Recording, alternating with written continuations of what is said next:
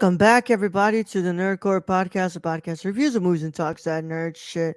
This is episode 567, and it is your review of A Simple Life. Of course, it is the Nerd Gonna here to host the show alongside my wonderful co-host, Young Yoda. What's up, everybody? Welcome to a wonderful Monday. Monday. Also, Monday. also, you listen to a lot of podcasts, but do you listen to a lot of podcasts that have hit number 567? I think not. Yep. My second podcast of the day today. How many movies did you watch too?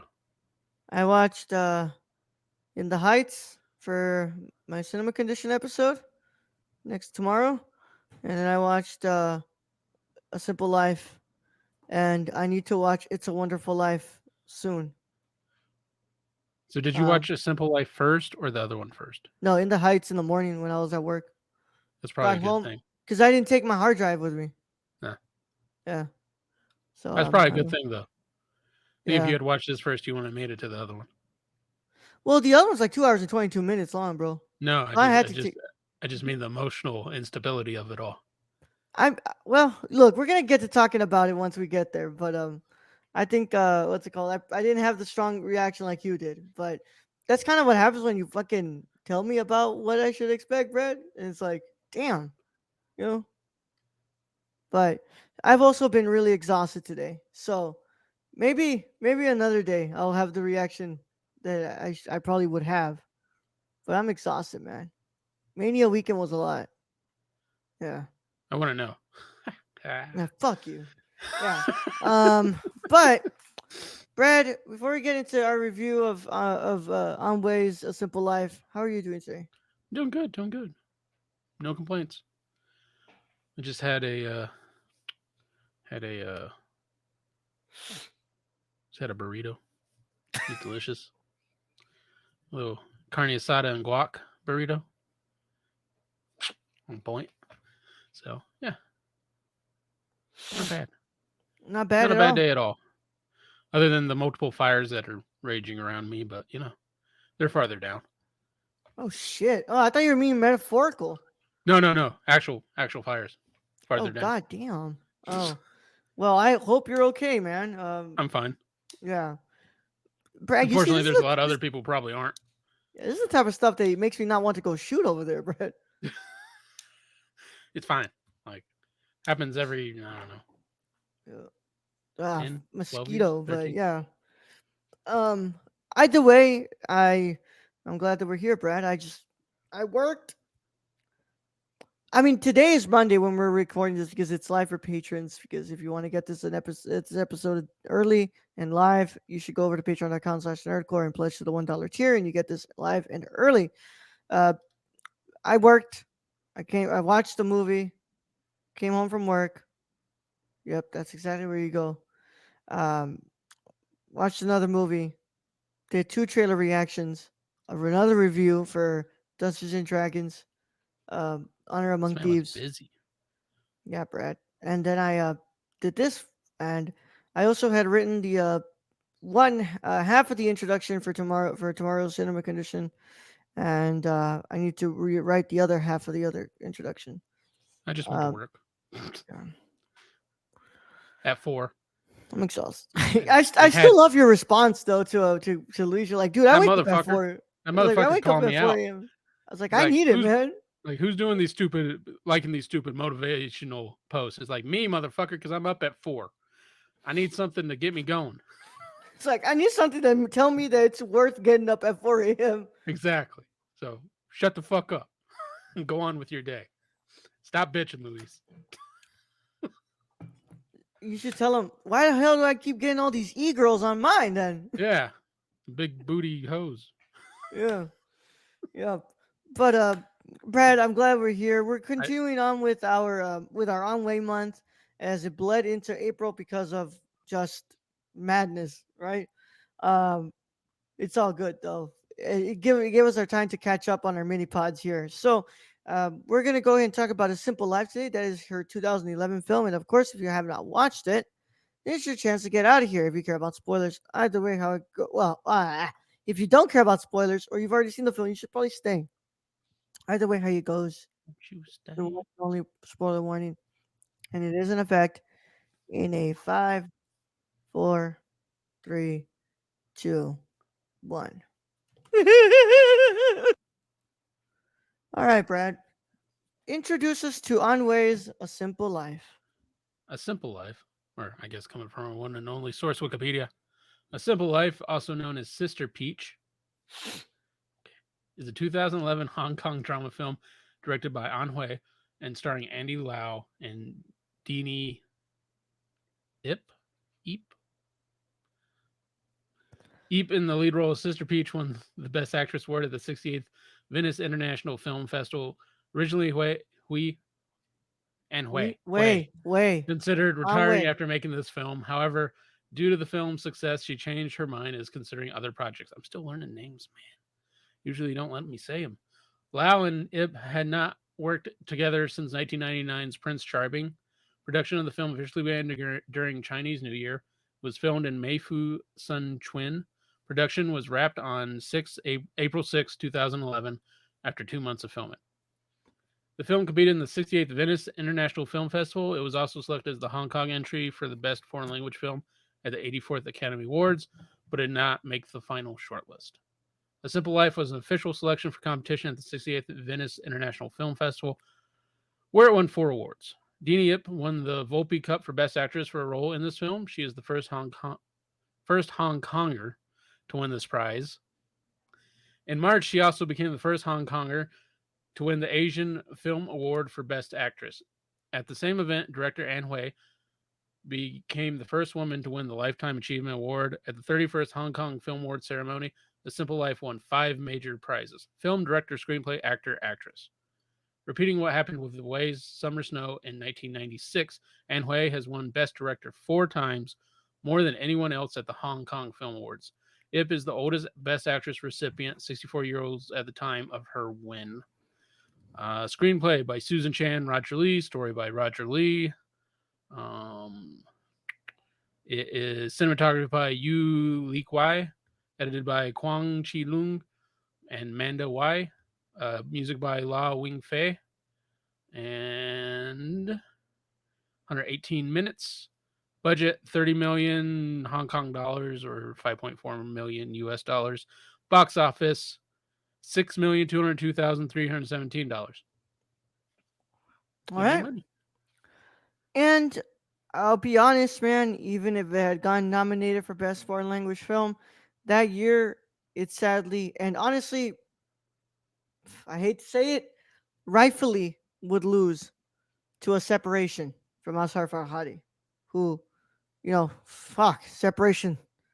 Separation's another one like this one that just goes right into your heart, grabs it, yanks it out, and fucking pressures it to the point of laying, you ready?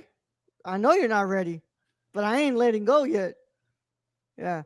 A That's about right. separation was the one from Iran, Brad, about the what's it called, the father who what's it called who about the father who was like having trouble with his wife.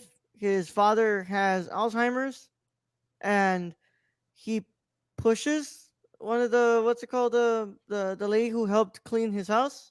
And Ah, yes. yeah, so that has her have a Yeah. miscarriage, right? Yeah, that film, which Yeah, that was a which rough one. which was so Brad had told me he sobbed with this film, and I think that makes three now. I think it's a separation, the farewell, and now this one that Brad told me he's cried to from films that we've seen, because I don't know if there's any other ones other than those three. I don't think so. And no, but Brad, I'll go ahead and throw it to you first, as this is your pick. What are your initial thoughts on A Simple Life? For a film where I wasn't expecting very much from the opening of this, it just opens to, you know, basically a maid making food for a younger adult. And for the first 2 acts, it's just, you just get to know these two, the maid and I guess what you call her master. And through that, and it's not until the third act where it really hits. where it's just like, oh, we're seeing someone's life, a real and probably the most realistic portrayal I've seen in a movie of the end of someone's life. And we follow her into that journey. And if you've had a family member that you've seen this happen to before, it's it's very realistic, and it will bring back a lot of memories. And that's what this film does. It's just the first and second act, you don't really understand like what's going on with those. You like, okay, it's simple life, we're following this lady, and you're not a you don't know what you're expecting. It just kind of going through the motions, and you don't realize that you're becoming more and more caring for these two. And then at the end, when it's the end, I mean, it really hits. Yeah. Um, I really, I mean, I love this film. I think this was a very uh, simple yet very effective approach to a film that we've been watching. I think we've been watching these Onway films, and they've been gradually just getting better. But I was waiting for something to like really surprise me, and really like tell me that like, oh, this is really something that to me is like, like, well, I wouldn't say effective, but because all of them have been effective, but I'd say I like think it's it's a doing different more. genre though, Yeah, because the like it's first two are war films, basically. yeah, They're kind of war films. more dramas. Yeah, Yeah, and so this one's kind of out of left field, where it's I don't know, a familial portrayal. Like yeah, what would you call this? family drama. Yeah, I like I said, man, I think that the film is really effective at portraying uh one of the hardest things you'll have to go through in his life that honestly all of us will go through in this life. It's really interesting the way they kind of depict it because it's like nobody really understands how like man fuck this mosquito um how the good days they're never really like really good, but the bad days they're really bad. They're really bad. and just how fast the good days can turn into the bad ones. Mm-hmm. Like just overnight in this film, it's like she's sitting there waving goodbye to him. The next, she's in a wheelchair, Yeah. barely able to move. You see her and you're like, oh, there's like no way that she's like she's sick, and like, oh, I think real stuff really starts to get into perspective when the second stroke hits. And you're just like, you really see this decrepit woman who's like really just, she's not doing right.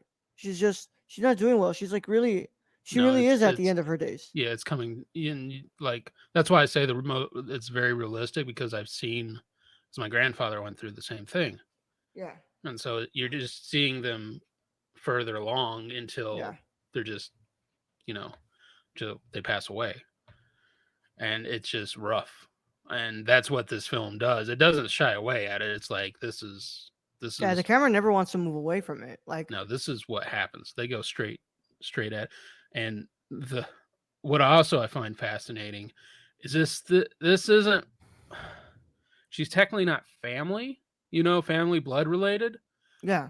but she was their maid for 60 years. And sometimes, bro, like That's that's family. that's family. Like, I mean, I'm so my when I was young, my mom would love to bring people to help her, like take care of the house because it was it was called she was she my father worked out of town. She was super busy, and she really didn't have anybody to help her out, like to to do stuff. So like while we were while my grandmother couldn't do it, we had somebody there to help us make us food and stuff like that. And even if it wasn't she wasn't paying her like a fucking fuckload of money, she was still helping her somewhat. But those people that were helping us are they became part of our lives, to the point where like I remember I was like what 18, like 16, 15, and my mom was like, hey, you remember our old lady who used to work here, like she was to live with us, like she asked for you. And I was like, oh, like, and to an extent, like now I don't know what's happened to them, but you grow a connection, right? And it's like Yeah, they're always part of your life. and And the just kind of the cultural differences though in this, yeah. just of the American idea and then of I guess the Chinese idea, because this family takes care of their maid until the very end, takes Oh care of yeah, everything. I can't see that like an American, you know, I can't see in the American kind of philosophy of that happening, which makes the story even more beautiful because it's just like, well, she was their maid for 60 years. That makes sense. That's how it should go. Where in America, I don't think it would go like that. yeah. No, it's just it's a different way of looking at it from the Eastern world. Yeah. Um, I really liked, like I said, the film is simple, but the cinematography is very like Oh, the framing in the framing's some really areas. good. The lighting is what makes it like feel kind of, I don't know, man. It feels very like dreamscape ish. Like if we're seeing like if the first I half think of it's this just film, I think it's just the horrible like the the print, general yeah, the bright ass lighting in yeah. these places. Well, it's I think it's also the print that we have. This under a restoration, right? You probably get some good stuff out of this. This is 2012 though, but But we probably don't have the best print available. well, I still think it looked pretty good. It looked pretty good. I Yeah, didn't take anything away from it for me, but also when you're with this family, like it's you're very close because it's such small spaces that they're filming in. Like when they go outside, she, Anne Weiss has some wide shots here and there, but for the most part, you're up close. You're yeah, up close to you know the man and the maid, and you're there. It's like you're in the room with them. yeah. What I wanted to see was more like as if like this first out like the first half of the film is kind of it feels so dreamscapey, like as if like this is what heaven feels like for this woman, like she being with the people who she has worked for and loved for so long, and it's like she's taken care of by them even though she's sick, but she's like she's being cared for and she's being And, loved. and just the joy she gets just from like a phone call, just Yeah, the whole scene with his three friends, and they're just thinking about her, and they give her a call. She just has so much joy over that that they even remember her. there are instances in this movie where it feels very documentarian as well. um like um the part where they bring the dog, like there's a dog and they're like bringing it around and like, hey, anybody want this dog, right? And they're like presenting it, like felt very documentarian. um in the way that like in the way that Kiarostami blends like the lines of reality in a documentary in a what's it Hmm. called, and Life Goes On. It felt a lot like that, and I was like, oh my god, like I mean, like I thought this woman was like real, like this was a real person, and we were seeing this life, and I think that goes back to the idea that like Way is really presenting like, this is what life is, and sometimes it looks like a lot of the time it looks like this. It's not the over dramatic like it's always sad, as you see. There's sometimes in those hospitals where you're making each other laugh. Yeah, and they're dancing, and Yeah. it's not. I mean, there's definitely bad times in there, Oh yeah. because and they show that they show multiple deaths like there, and it's one of those things. It's like when you think of like a senior citizen home, you got to think, and I mean, they just put she just Anne Hui just puts this out in front. It's just like, how are the residents feeling when you're seeing like the person you were talking to a week ago just pass away, like, and that was your friend. Like, it must be hard just to continue living after you're seeing so many people die in this place. Yeah. That was the like the toughest part is just, and those nursing homes can always either be like the like the most like the best place to take them, or it could be the worst place to Yeah. take them. And it's just it's wild how accurate this film is, because it's like, yes, there are people like that old man who's trying to get $300 every single Oh, day from some. I love Deanie's, uh I love her, you know her what she says about that when you know I'll call her godson, because that's what he basically said, um when he was like, you got an itch you can't scratch, and then she's just like, just give it to him, who knows when's the next time he'll be able to do it. You I know, would like to think that one of those $300 were to buy those flowers at the end, right? I think. I would hope so, right? I Yeah, would, yeah, because I think they did mention go and buy like someone a bouquet, and it was like 300 Hong Kong dollars. So yeah, I yeah. think so. So it ended up being for good cause, right? But like it's true, is man. Sometimes they're like it's like that. You just meet some people who are like really odd characters in those, but it's like they're all pretty much going through the same thing, man. I mean, they're all hurting. They're all going through a disease that they probably don't know if they can get They're out just of, and unfortunately they're all slowly kind of wasting away. yeah, yeah, they're just decaying, and it's it's a clear representation of that just looks like heartbreakingly beautiful is the way that I think I would try to describe it, where it's like, it's really hard to look away from this movie, but it's also really It's easy to get lost in it.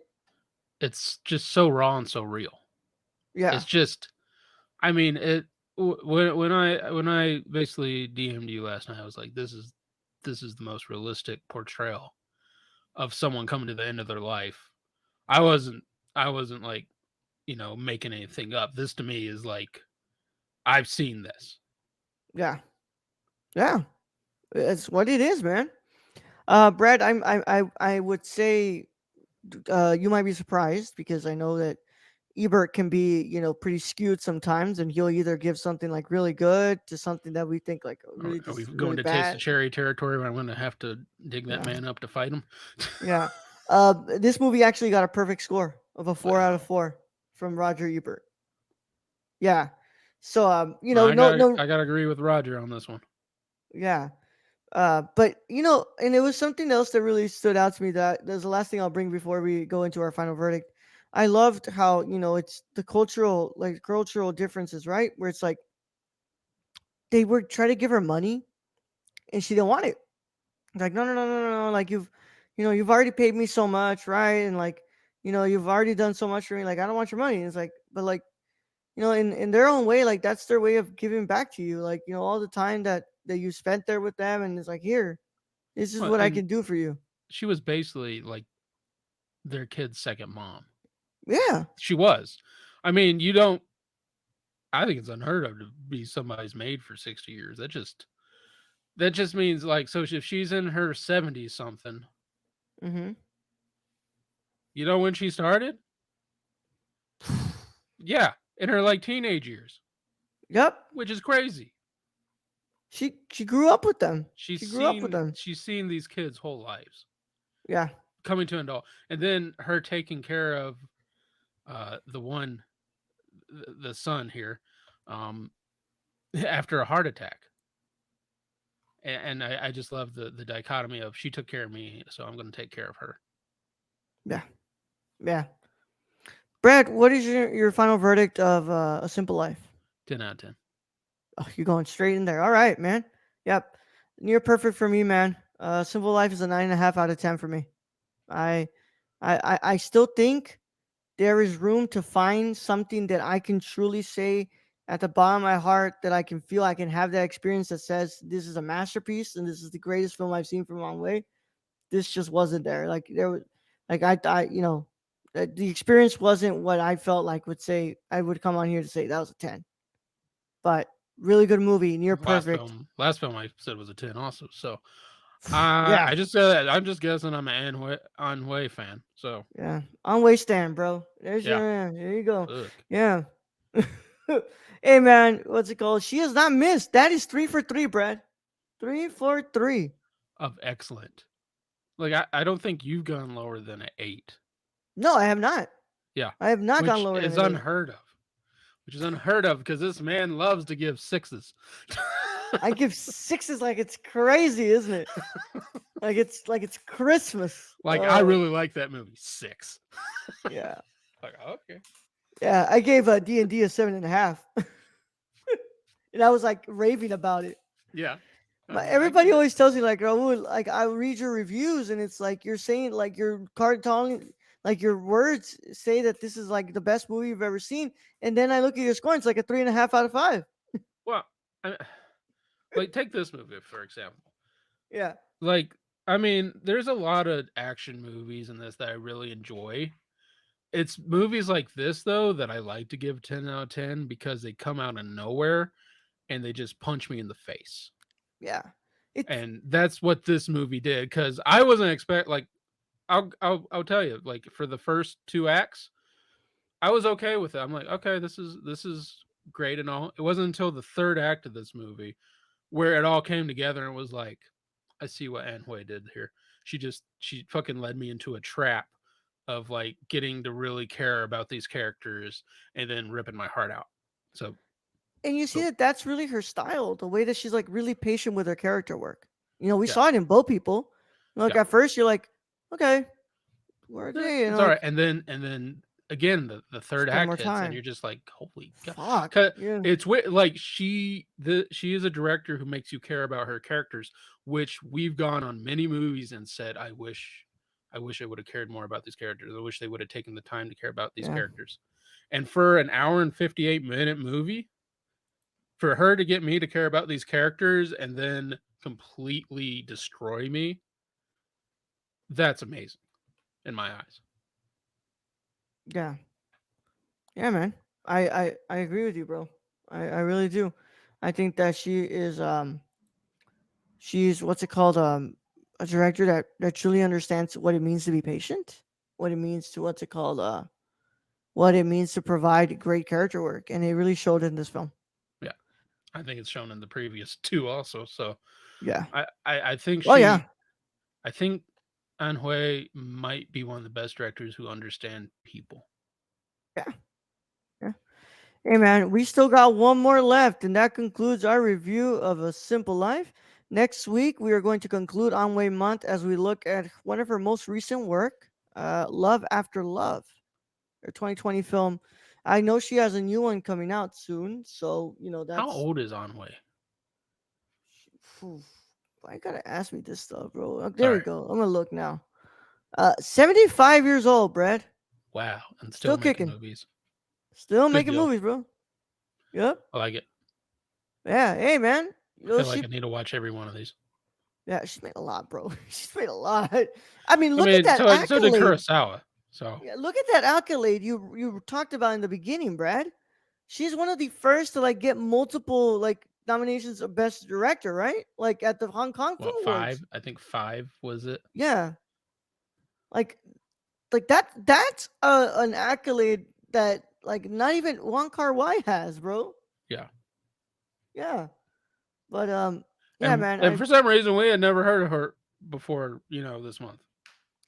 Yeah, it's you see, Brad. We just gotta look for names, and then we just Yeah, find we them, just bro. gotta Like, go and be like, I wonder if this one's any good. I wonder if this one's any good.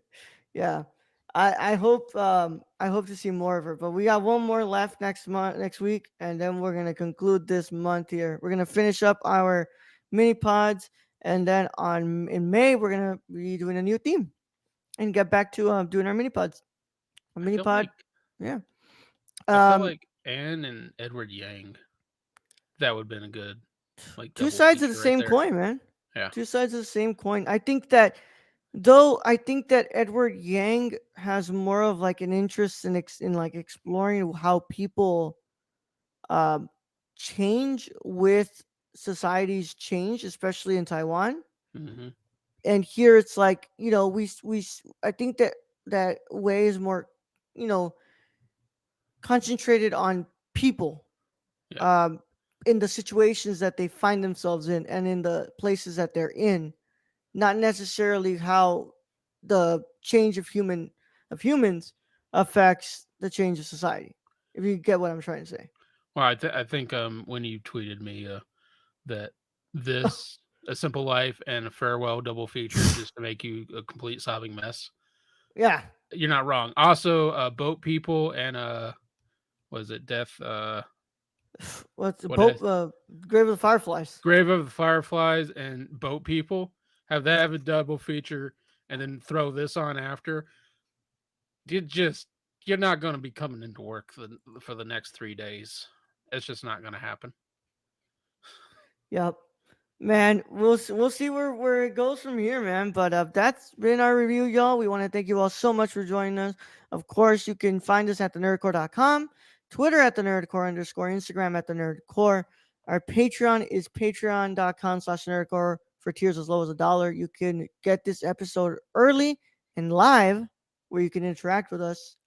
And of course, we want to thank, I'm sorry, of course, you can also find our Discord link in our description of our both our video and audio versions. Speaking about those versions, if you're watching this on YouTube, make sure you leave a like, subscribe to the channel, and you turn on that notification bell so you don't miss a single review that drops on this channel. Also, if you're listening to this on the audio side, make sure that you leave a 5-star review on the app that allows you to do that. I know you can do it on Apple Podcasts and on Spotify. So please do that for us. It would really be helpful. We also want to thank our Patreon supporters because without them, it's not possible. We want to thank our producers, Shane. Our producer Shane. Where can you find Shane, Brett? You can follow our friend Shane at twitch.tv/XSRK or on Twitter at thriftedil or go buy something from the Suppy God at prisoncityvintage.com. All right, man. With that said, that's been our episode, and we will see you all on patrons live on Thursday, where the next shortest film would actually be Faces Places. So we are going to be officially concluding Agnes Vardaman. That is another wonderful director who, she's just cinema grandma, bro. Just a lovely woman. Just a lovely woman. Can't wait to watch that, man. I'm excited to watch that one. So is that on Criterion? Yes, Criterion Channel. Okay. If it's not, there's other methods. We have other ways. This is the way. Brad, send them out. All right, Raul. Thank you for being host as always. Thank you to all those who join us to chat in the future. Thank you to all the listeners out there, all our Patreon supporters. We appreciate each and every one of you. And to end this episode, yes, I cried like a baby. I'm not ashamed about it. Don't be ashamed about that. I'm not ashamed about that. Go watch the movie. Young Yoda out.